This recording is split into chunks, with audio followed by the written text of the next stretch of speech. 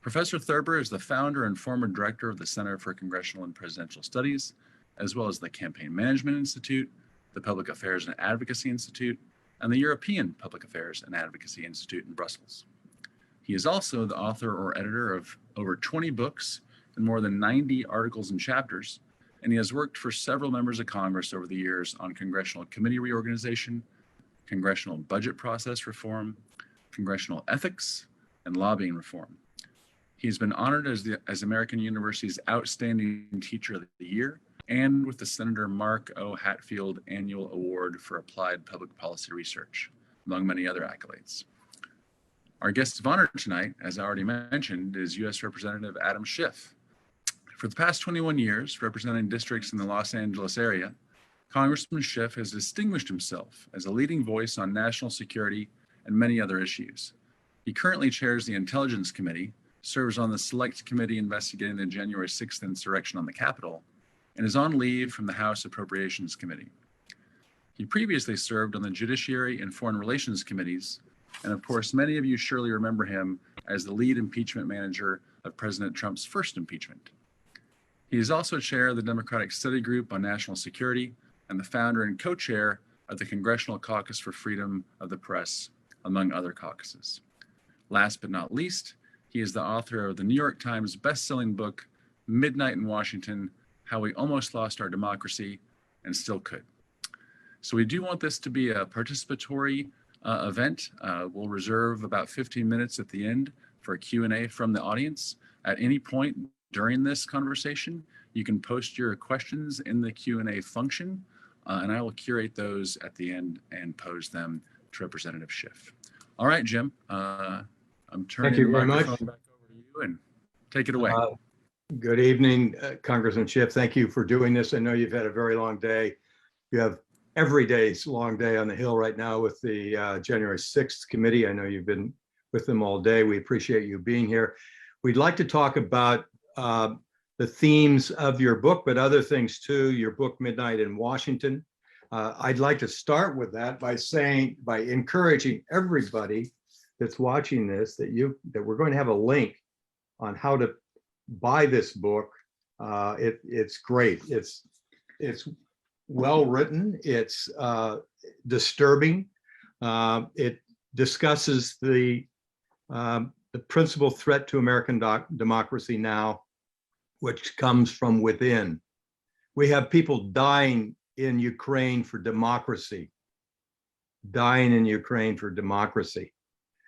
But the Trump presidency, as you chronicle, has so weakened our institutions and compromises the Republican Party that the peril will last for years. And you argue that we have to do something about it, and you have some solutions. It requires unprecedented vigilance against the dangerous appeal of authoritarianism. The battle for democracy does not end with Trump. It did not start with Trump. We've had a highly polarized, sorted and polarized electorate. He took advantage of that. He put his arms around it and he encouraged it. I'd like to start out by asking you a very general question, but one that you cover in your book and in your professional life, and that is, how can we turn things around in America right now, especially when we have President Trump's continued attempt to overthrow an election. And it was probably one of the most destructive acts, certainly in his time in office, but for many presidents. What can we do, Congressman? Well, Jim, first of all, thank you so much for inviting me and David to this discussion. It's a pleasure to be with you. And it's obviously among the most important questions is what can be done about the perilous state of our democracy. And you started, I think, in the right place with what's going on in Ukraine. And of all the scenes we've witnessed, and they've been so horrific, among those that is most vivid in my memory is the spectacle of an older Ukrainian man throwing his body in front of a Russian tank. And the tank stops and then starts again and lurches to a stop. And I just marveled at the courage of this Ukrainian man and what he was willing to sacrifice for his country, for its sovereignty, and for his democracy. And it made me ask myself, what are we willing to sacrifice to protect ours? Because ours may not be threatened by Russian tanks, not directly, but it is threatened, as you mentioned, from within. The same big lie that led to that violent attack on the Capitol, the same big lie about alleged massive fraud in the election, is propelling the enactment of a whole new generation of Jim Crow laws around the country.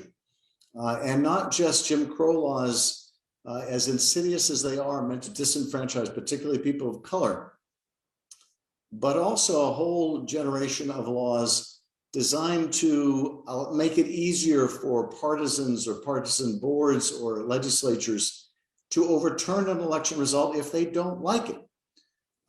And this is a dagger pointed at the heart of our democracy.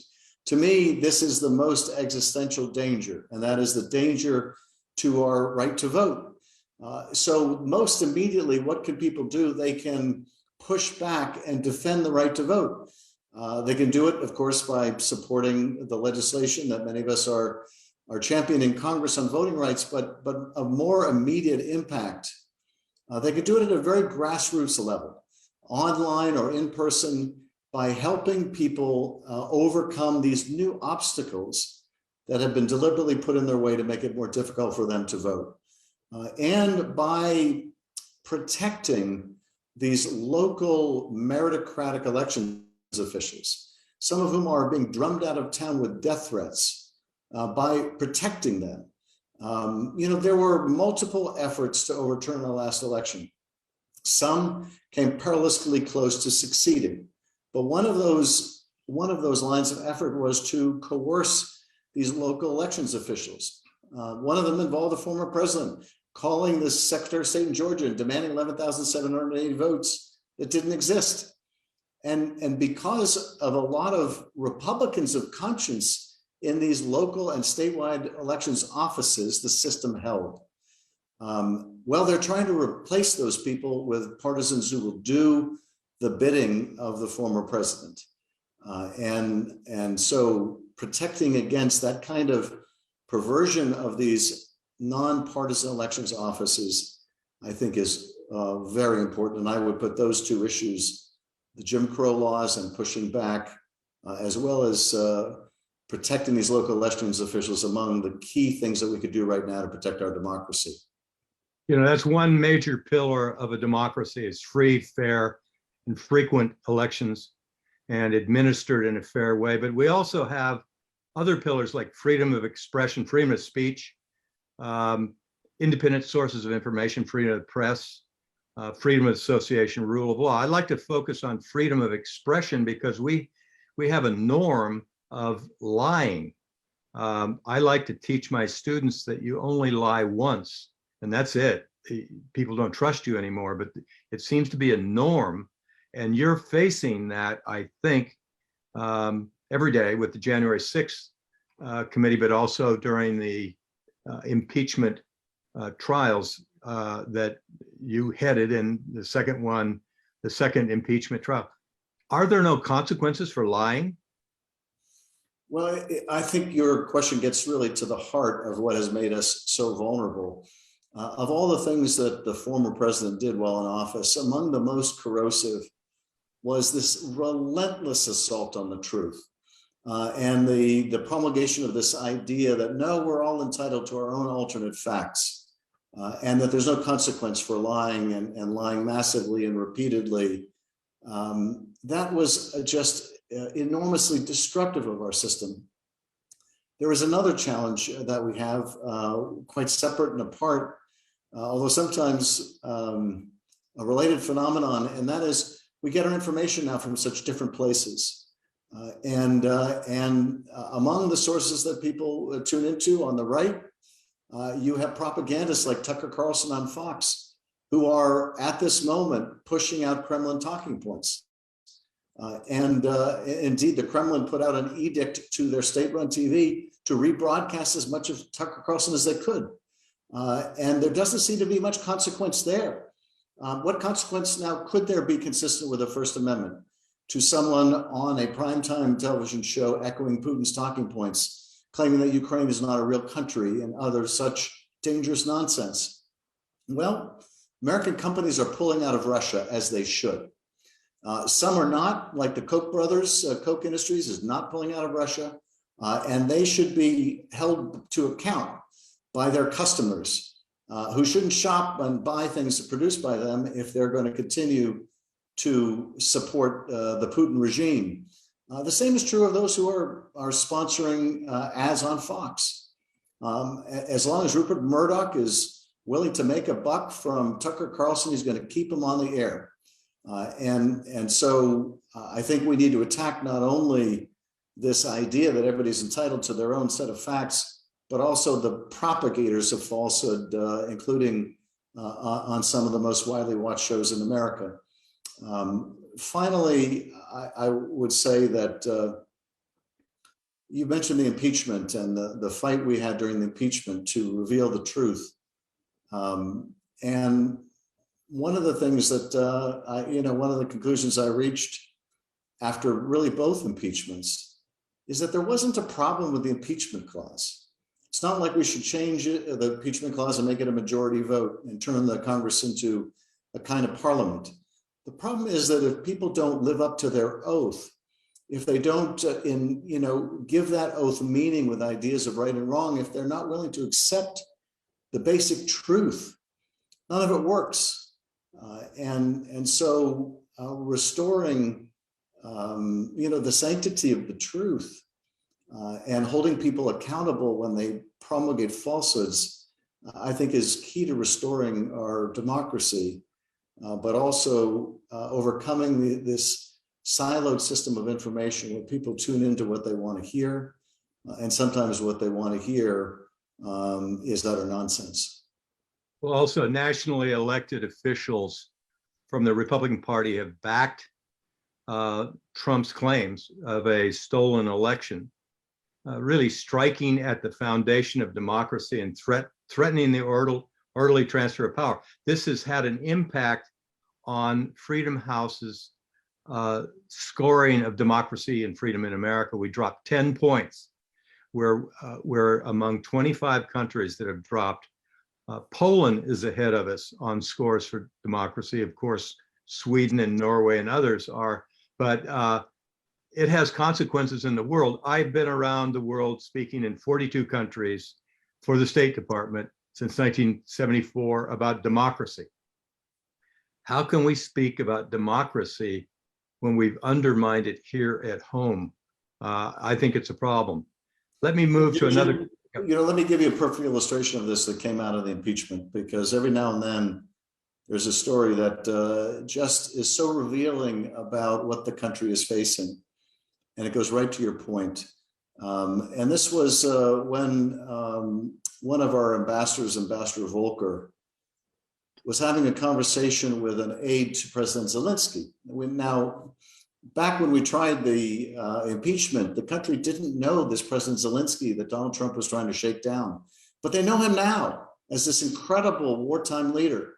Right. But when Zelensky was elected president in Ukraine, there were efforts to prosecute, and still are, the former president Poroshenko, who preceded him. Yes. And our ambassador met with Zelensky's top aide, Andrei Yermak, and said what we often say to struggling democracies or developing democracies, which is when you win an election, you don't try to jail the losing side just because they lost. And you don't engage in prosecutions that are based on just politics. And without missing a beat, Zelensky's aide responds to our ambassador by saying, "Oh, you mean like the investigation you want us to do of the Clintons?" Because at that time, there was the interest in pushing a Clinton investigation and a Biden investigation, and threw it right back in the U.S. ambassador's face. Oh, Yes. like the investigation you want us to do of the Clintons or the Bidens, and that hypocrisy obviously is so deeply damaging to how the rest of the world views America. It is. It's, you know, our problems, though, are based to a certain extent, from my opinion, about highly polarized electorate that's sorted with blue areas and red areas and redistricting around those. In many cases, California has a commission. They don't do that like Maryland or other places. But that creates gridlock and creates the permanent campaign, people worried about the next election, where the primary is the real election on the far right and far left. Now, Trump, it seems to me, put his arms around that. He put gasoline on those embers and really motivated people on the far right because of this polarization and alienation. How do we change that? How do we change attitudes that are going down into school boards talking about books that shouldn't be in the curriculum? You know, I think you're right. One of the things that the former president did very skillfully, very shrewdly, was tell people that the other side looked down on them, laughed at them, mocked their culture. And he put this dollop of poison into the body politic. He thrives on that kind of division and divisiveness.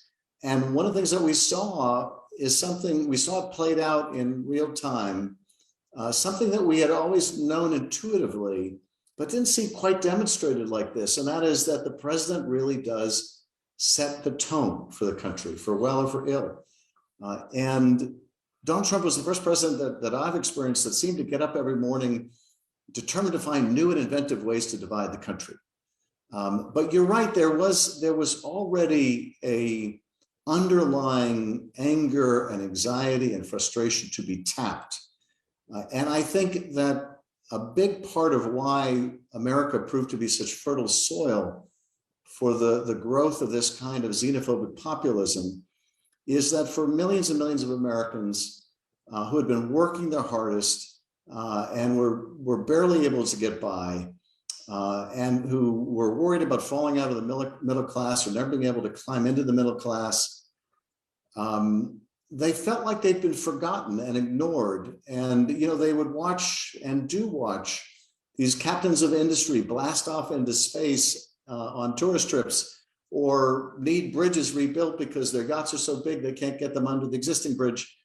And they would say to themselves, and not without reason, I work just as hard as they do, but I can barely survive. And as long as that is the case, it's going to be very fertile soil for despotism. And in this respect, Joe Biden has it exactly right when he says that his economic agenda is also a democracy agenda. At the end of the day, democracy has to deliver. A lot of young people aren't sure whether democracy is the right model anymore.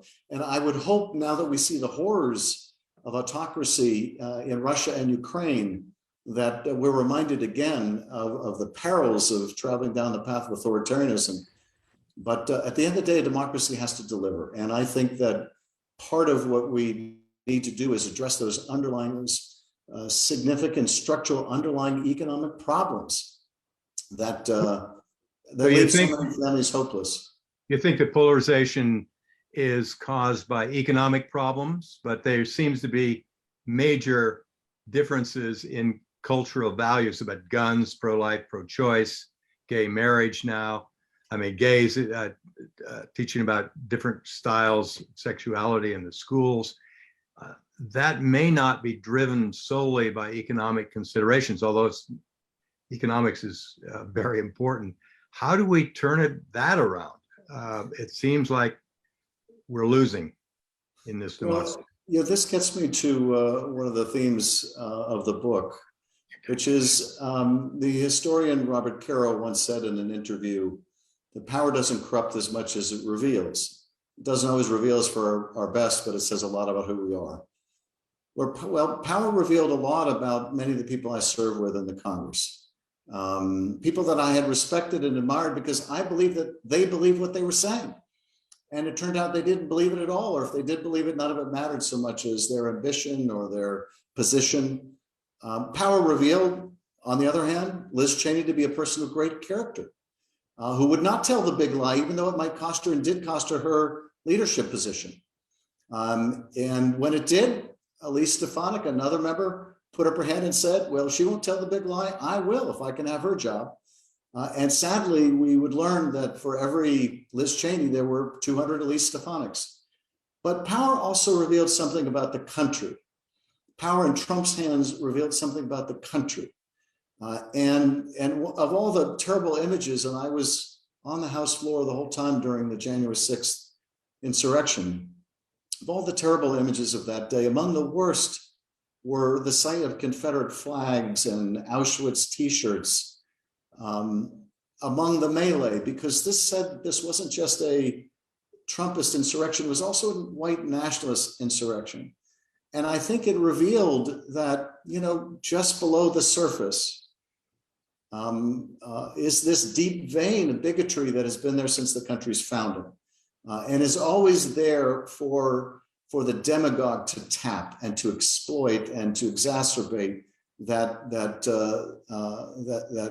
vein of bigotry. And so you're right, there's more to it than economics. And the only way to address it is to acknowledge it. I like to think, and this was among the brightest moments of Joe Biden's inauguration, listening to that young poet, Amanda Gorman. But she really put her finger on it when she said that America isn't broken. We're just unfinished. And that's how I like to view where we are in our history. This challenge has been with us since our founding. It's not going away, but we can make progress. We can move forward. But it does require us to come to grips with this persistent strain of hate and intolerance. Your book is full of hope.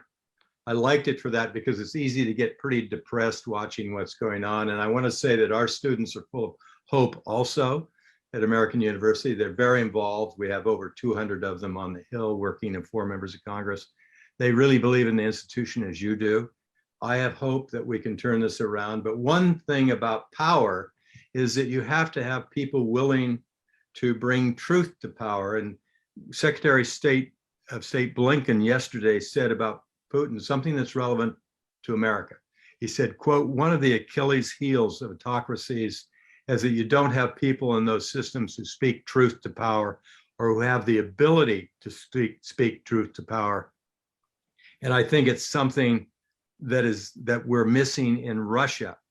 What do you think about the United States? Are we missing people that are willing to speak truth to Trump? It seems like the entire Republican Party has been taken over by Trump and the belief that the election was stolen, and they're afraid to stand up against him. What is the future of the Republican Party if we don't have people willing to speak truth to power, except for maybe Romney and a couple of other people? Well, I would like to think that Liz Cheney represents the future of that party. And she has been someone willing to speak truth to power at great personal cost. But Jim, in listening to the question, I was reminded a few weeks ago, I went with a speaker to the Munich National Security Conference, where we heard President Zelensky, among others. And it reminded me of one of my first trips to that conference was with John McCain. And it was during the first year of the Trump presidency. On the flight to Munich, Donald Trump for the first time called the press the enemy of the people. And I heard an American president say something I would have never imagined hearing an American president say. That's the kind of thing tin pot dictators would say. And one of the things that's wonderful about traveling with John McCain is that he could invite anybody to join us for dinner. And so during one of the evenings, we had dinner with Bill Gates and Bono. And as the evening wore on, That's not my usual dinner company, by the way. As the dinner wore on, we started to tell jokes, and Bono told a joke about being Irish. And then he got very serious and he said, I'm very proud of being Irish. I'm very proud of Ireland. But Ireland, like most countries, is just a country. America is also an idea. And I realized the moment he said it, that this was what was at risk. The very idea of America was at risk. And I do think that for 4 years and continuing to this day, so many people within the Republican Party are scared to stand up to Trump. You can't tell me that Republican members of Congress don't understand the immorality of this man. After all, this was a man writing checks to porn stars to hush them up while he was in the Oval Office. You can't tell me they don't understand when yesterday Donald Trump was once again calling on Putin to help him with dirt on Biden, that this is not in America's interest, that he cares nothing about America's interest. They understand that, but they lack courage. What we discovered over the last several years is courage is contagious, but so is cowardice. And there was an epidemic of cowardice within the GOP. I hope that more Republicans will find their voices. We need them to. In countries that experience democratic backsliding, what has saved them is these courageous voices. So we need people to speak out. And I'm really proud to know a couple of them that serve on the January 6th Select Committee with me, in addition to Liz, Adam Kinzinger. I can tell you, I take a lot of slings and arrows from the other side, but I don't take that many from my own party. And to imagine taking all those slings and arrows from both sides requires an extraordinary degree of courage. And I give both of my committee colleagues an enormous amount of credit. Yeah, you've had a lot of arrows from Trump, some really cheap shots. It must be hard, although you know where it's coming from, so that makes it a little easier to throw those insults away. By the way, you mentioned Speaker Pelosi in the book. You are very complimentary of her leadership. You're close to her. You're both from California. You've worked with her closely on impeachment and the January 6th committee and the Intelligence Committee. How would you rank, this getting to another topic, but I'm really interested in it for my own research. How would you rank Pelosi as a leader of the House during the impeachment, during this period of extreme party polarization where she had a majority of 3 or 4 and still got many things through the House? How would you rank her compared to other speakers? Well, I'll tell you, when I first got to Congress, I used to bemoan the fact that I arrived too late to serve with the great Tip O'Neill. And I used to love to talk to the members that had been there for a long time about what was that like, serving with the great Tip O'Neill. And then I got to see Nancy Pelosi as Speaker. And over time, I realized, when she leaves the House, new members are going to say, I wish I had arrived in time to serve with Nancy Pelosi. I think she's probably the most extraordinary speaker we've ever had. I liken it to Fred Astaire and Ginger Rogers. Ginger Rogers did everything Fred Astaire did, but backwards and heels. Nancy Pelosi had none of the vast margins that Tip O'Neill did. It's easy to do dramatic things legislatively when you've got a 60 or 70 or 80 member majority on top of the other side. Yes. And yet we have been able to do some incredible things. The rescue plan that got America vaccinated and saved small businesses and helped people put food on the table. The infrastructure bill for 4 years, we had infrastructure week under Donald Trump with no infrastructure, and we get this massive bipartisan deal. Those things were done with a hair's breadth of a majority. Yes, they were. And our caucus is, as you know, extraordinarily diverse. Oh, yeah. It's one thing when your conference, as the Republican conference, is basically all people who look like me. It's a little bit easier when you get that kind of homogeneity. But to get us all pulling the same direction is a Herculean feat. And I don't know that anyone could have done it. So I would put her up in the highest echelon of the pantheon of speakers in our history.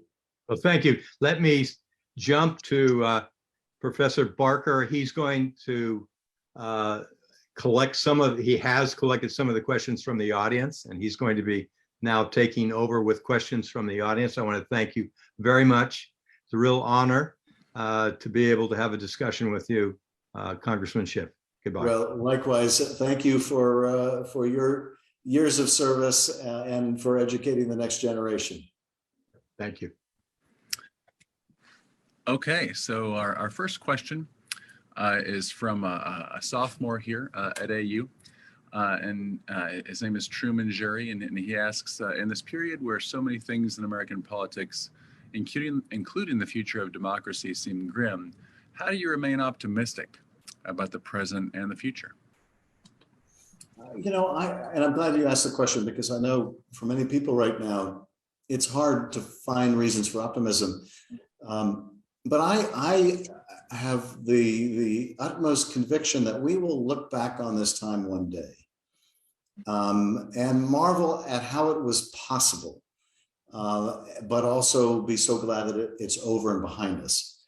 And I do think that what we do in this moment will determine how quickly we get through this and how much damage we have to suffer along the way. But I have every conviction we are going to get through this. When you're in crisis, it's hard to see how it ends. Sometimes it's difficult to see even if it will end, but this too shall pass.